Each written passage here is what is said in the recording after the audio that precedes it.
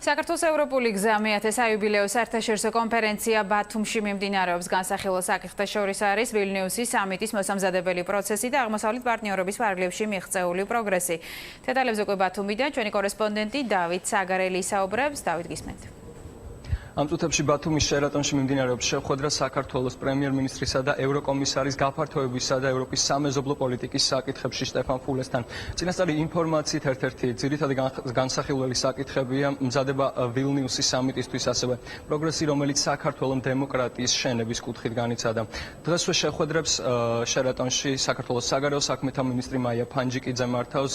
დღეს დილით მან გააკეთა კომენტარი ჟურნალისტებთან, მან ისაუბრა სოფელ გიდში განვითარებულ მოვლენებთან დაკავშირებით და აღნიშნა, რომ რუსი სამხედროების მიერ მავთულხლართების გავლება არის სრულიად მიუღებელი, თუმცა საქართველოს პრობლემის მოგვარებას მაინც მშვიდობიანი გზით შეძლებს. მაია ფანჯიკიძემ ასევე გააკეთა განცხადება ბათუმის შერატონში მიმდინარე კონფერენციასთან დაკავშირებით. დაძაბული მდგომარეობაა ნამდვილად.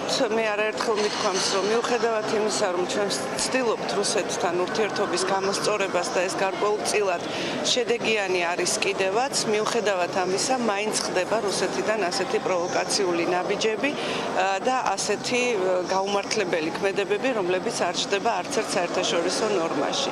ჩვენ კიდევ ერთხელ გავიმეორებ, რომ მხოლოდ დიპლომატიური გზით შეგვიძლია ამ საკითხზე რეაგირება.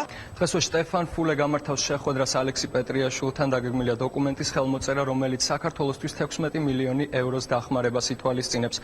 მთელი დღის განმავლობაში გაიმართება რიგი მნიშვნელოვანი შეხვედრებისა, როგორც ხვალ.